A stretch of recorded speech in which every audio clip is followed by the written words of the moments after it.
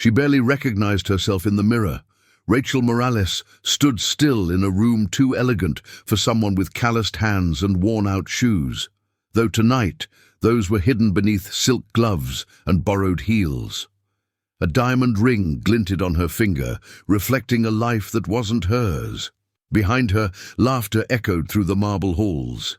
She whispered, "It's just for 1 week," but something inside her already knew. Nothing about this was pretend. 3 weeks earlier, Rachel Morales was scrubbing elevator buttons in the same building where she now played pretend. Nobody looked at her back then. She was just the cleaning lady. Invisible, quiet, and forgettable. She never asked for much. Just enough money to pay her mother's medical bills and maybe keep the lights on a little longer. But everything changed the day Ethan Whitmore, the building's cold and famously private CEO, stopped her in the hallway. His voice was calm, but something in his eyes looked desperate. "I need a favor," he said. "I'll pay you $50,000. Rachel laughed, thinking it was a joke. It wasn't. He needed someone to pose as his wife for 1 week only. Dinners, events, a few photos. Just enough to convince a group of conservative investors. She said yes. Not for the money, but because, for the first time in her life, someone had seen her. She just didn't know what that would cost. Rachel Morales was used to being overlooked. She was the kind of woman people passed in hallways without a second glance. 34 years old, born to a mother who cleaned hotel rooms and a father who disappeared before her first birthday. Her world had always been small, crowded with obligations and silent. Most days, Rachel worked 12 hours cleaning penthouses she could never afford to even dream about. She'd memorize every stain, every corner, every detail, and vanish before anyone even noticed she'd been there. Except Noah. Noah Whitmore was 6 years old and fragile in ways she understood too well. He didn't talk much to other adults, but with Rachel, he opened up like spring after a long winter. He'd follow her with crayons in his hands, ask for stories while she cleaned, and sometimes just sit quietly nearby, as if her presence alone gave him peace. Rachel never imagined his father, Ethan Whitmore, even knew her name. Ethan was all sharp edges and expensive silence, CEO of Whitmore Holdings, widowed young, emotionally armored. For over a year, Rachel had cleaned his home and helped care for his son. Their conversations never went beyond good morning or thank you, until that Tuesday afternoon. She was dusting the hallway when Ethan appeared, unusually pale and uncertain. "Can we talk?" he asked, and for a second she thought she'd done something wrong, but what followed didn't feel like a reprimand. He explained the situation in clipped, formal sentences. There was a critical business deal on the line. The lead investor, a traditional man from overseas, believed strongly in family values. Ethan was expected to bring a wife to the upcoming meetings and events. He didn't have one. Not anymore. "I need someone who won't ask questions, someone discreet," he said. "I'll pay you $50,000.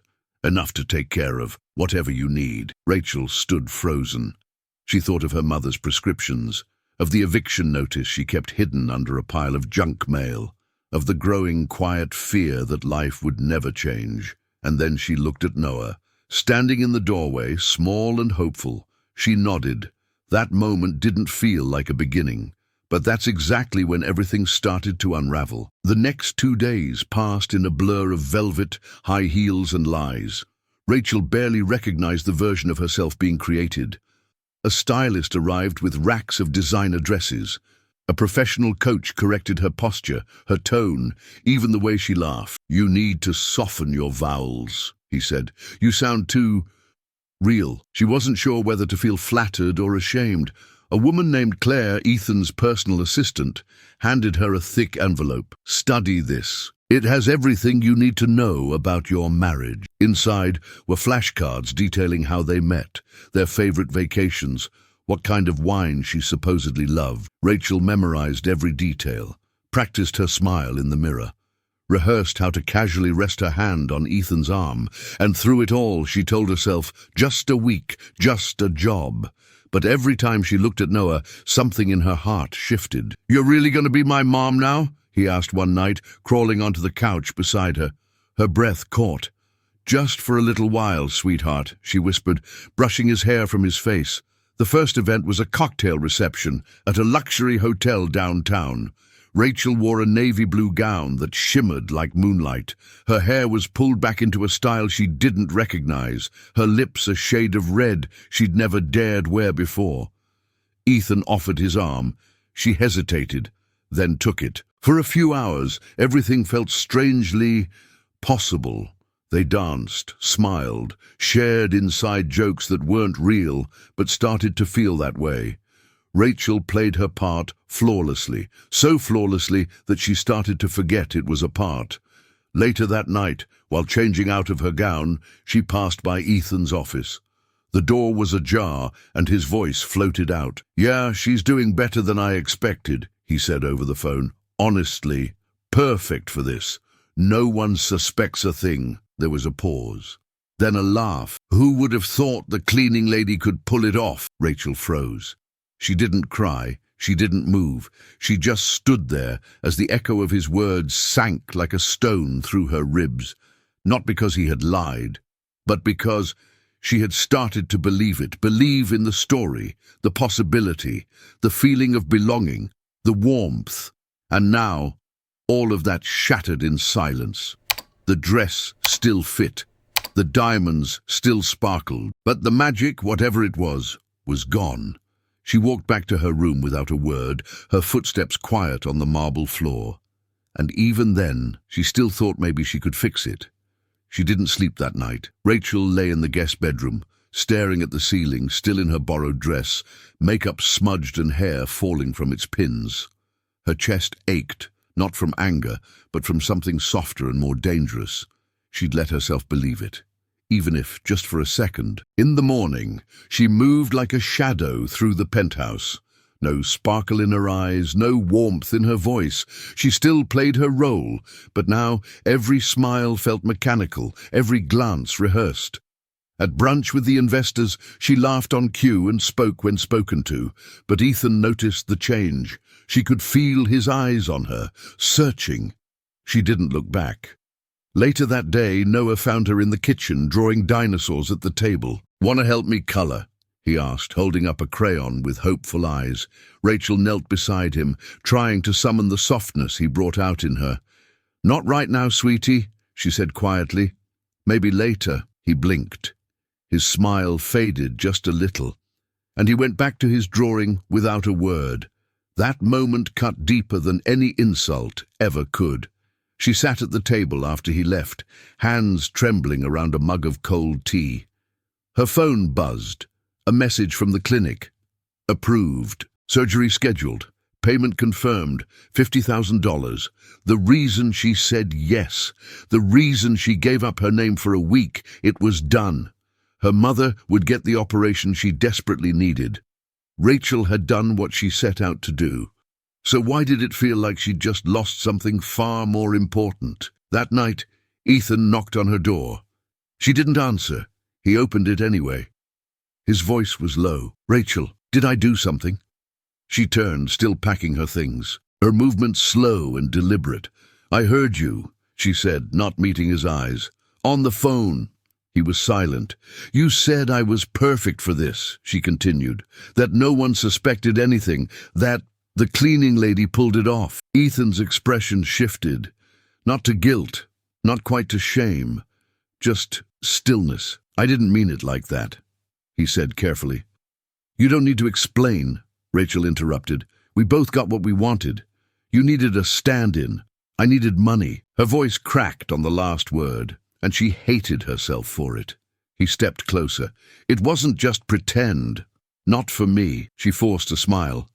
"It should have been." He looked at her for a long time, as if trying to memorize the version of her that wasn't wearing makeup or borrowed jewelry. "Noah will miss you," he said softly. She winced. "Then maybe you should be the one to explain it to him." When he left, she sat on the edge of the bed and stared at the open suitcase. Every dress, every pair of heels, every flashcard felt like evidence in a crime she couldn't name.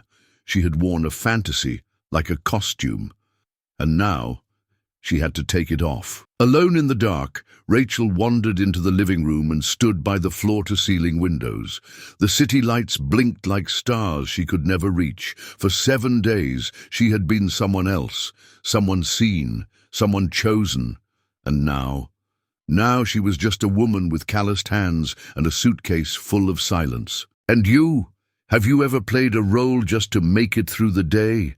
Smiled when you were breaking inside, pretended to belong in a world that never truly saw you? If this story is touching something real inside you, tell me in the comments. Sometimes your voice is exactly what someone else needs to feel less alone. The next morning, Rachel stayed in bed longer than usual. She listened to the hum of the city outside the window, the distant sound of Noah's footsteps, and the soft clink of dishes in the kitchen. Life was moving forward without her. She sat up slowly, her eyes swollen but dry.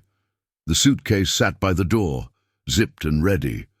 But she didn't reach for it. Not yet. She walked to the kitchen and found Noah at the table again, building a spaceship out of Legos. He didn't look up. "Hey," she said gently. He glanced at her, then back at his creation. "You're leaving, huh?" Rachel's throat tightened. I don't know." He didn't ask why. He just nodded, as if that answer made sense.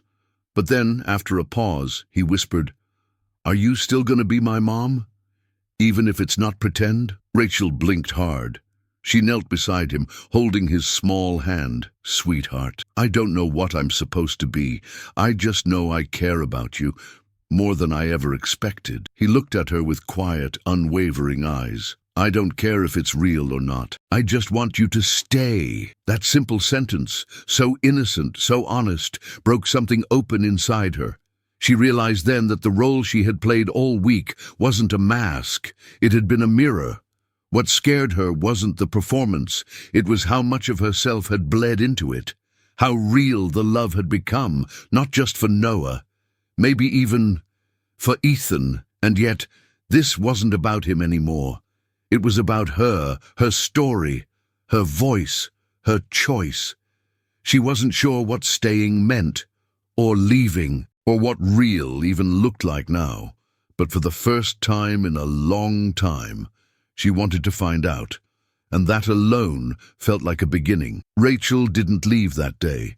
She unpacked her suitcase quietly, folding each dress with care and placing it back into the drawers.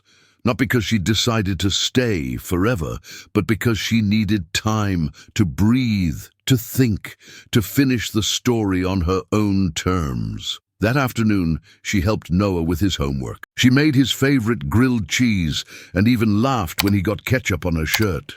For the first time in days, her smile reached her eyes. Ethan watched from a distance. He didn't say much, just observed. Careful, almost unsure. The next morning, Rachel woke early and took a walk around the neighborhood before anyone else was up. She didn't wear heels or designer perfume, just sneakers, a hoodie, and a quiet determination. She called the clinic and confirmed every step of her mother's post-op care. She scheduled interviews at a local cleaning agency for more stable work. She even picked up a GED application form at the community center. One step at a time. Later that evening, she found Ethan in the living room going through spreadsheets and investor reports. She stood in the doorway, unsure how to start. "I'm not here because I forgive you," she said. He looked up, startled. "I'm here because I need to end this in a way that feels honest. For me, for Noah." He nodded slowly. "I understand." But something in his eyes said he didn't want to. The next few days were quiet. Rachel helped where she could, set the table, read bedtime stories, attended the remaining events. But everything felt different now. She wasn't playing a role anymore. She was just being herself, and that scared her. What if Ethan only wanted the polished version of her, the one in heels and perfect posture? What if he regretted everything the moment the deal closed? One night she caught him staring at her across the dinner table. She looked away. "Why are you still here?" he asked gently. She hesitated. "Because I'm not ready to disappear." His expression softened, but she didn't let herself believe anything yet. That weekend, the final investor dinner was scheduled. the big one, the night that would seal the deal. Claire, the assistant, asked Rachel if she needed a refresher on their cover story. Rachel shook her head. "No more pretending," she said. "If I go tonight, it'll be as me." Claire raised an eyebrow. "And who is that exactly?" Rachel smiled quietly. "I'm still figuring that out." That evening she chose a simple black dress. No diamonds, no hair extensions, no layers of artifice.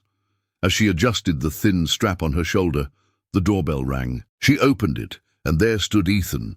He looked at her as if he was seeing her for the first time. "You ready?" he asked. She gave the smallest nod, but her heart was pounding, because she had no idea what this night would bring. The dinner was held in a private room at a rooftop restaurant overlooking the skyline. Rachel sat beside Ethan at the long, candlelit table, surrounded by men in tailored suits and women who wore confidence like jewelry. She kept her hands folded neatly in her lap. Her nerves hummed under her skin, but her eyes were steady. Ethan introduced her simply. "This is Rachel," he said. "My partner. Not wife, not actress. Just Rachel." The word rang truer than any of the scripted lies they'd rehearsed. Throughout the evening she answered polite questions, laughed when appropriate, and shared a quiet toast with the investor across the table. No one questioned her presence. No one raised an eyebrow. And for the first time, she realized she didn't need to pretend anymore. After dessert, while the others mingled by the windows, Rachel stepped out onto the balcony. The city glowed beneath her, alive and distant. The wind tugged at the hem of her dress. Behind her, the sliding door opened.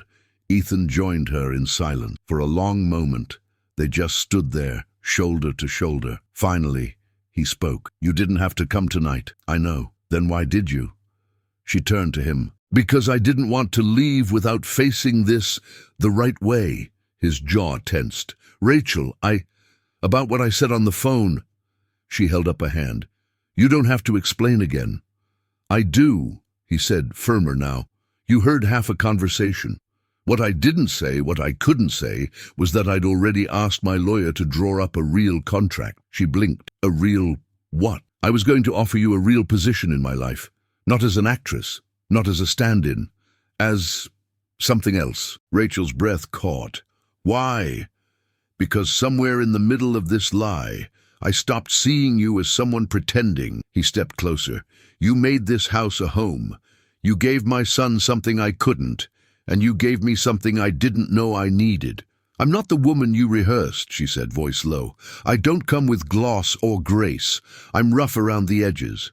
"I know," he said, "and I've never wanted anything more." From his pocket, he pulled out the ring she had worn all week. But this time he didn't offer it as a prop. "I don't want to give you this as part of a performance," he said. "I want to give it to you for real. No expectations, no promises, just a beginning." Tears welled in her eyes, but didn't fall. She looked at him, really looked, not as the billionaire, not as the man who once overlooked her, but as someone finally stripped of everything false. She held out her hand, and he slipped the ring on gently, as if afraid it might disappear. It still fit, not because she was playing a part, but because somehow she had grown into it. 6 months later, Rachel Morales opened the door to a modest 2-bedroom apartment on the edge of the city. It wasn't big, it wasn't glamorous, but it was hers. The walls were painted warm earth tones, the couch was second-hand, and the kitchen always smelled like cinnamon and coffee. In the corner, stacks of textbooks waited. She was halfway through her GED and had just started night classes in early childhood education. Every morning, she woke up before sunrise to help her mum with breakfast, check on her meds, and write down every appointment on the fridge calendar. Stability, one piece at a time. Ethan didn't sweep in to rescue her. Instead, he walked beside her, slowly, respectfully, like someone learning how to love without condition. Some nights, he'd pick her up from class, coffee in hand, Noah asleep in the back seat clutching a drawing of their family. And Rachel? She smiled now without apology. Not because her life had magically transformed, but because for the first time she had chosen every part of it. She wasn't anyone's stand-in. She wasn't invisible. She was seen. And more importantly, she saw herself. Because sometimes the most powerful kind of love isn't the one that sweeps you off your feet. It's the one that stays, the one that grows, the one that starts the moment you finally stop pretending. Maybe you've worn a mask too, smiled when your heart was breaking, pretended to be someone else just to feel like you belonged, even for a moment. Maybe, like Rachel, you thought you had to play a part to be worthy of love. But here's the truth. The right people will love you for who you are, not for who you pretend to be. If this story touched something in you, share it in the comments. Your voice might be exactly what someone else needs to feel understood. And if you believe that even the most invisible among us deserve to be seen, leave a like. And if you, like me, still believe in second chances, in love, in dignity, in rebuilding your own story, subscribe. We have so many more stories to tell. Until next time, take care of your heart. You deserve to be the main character, always.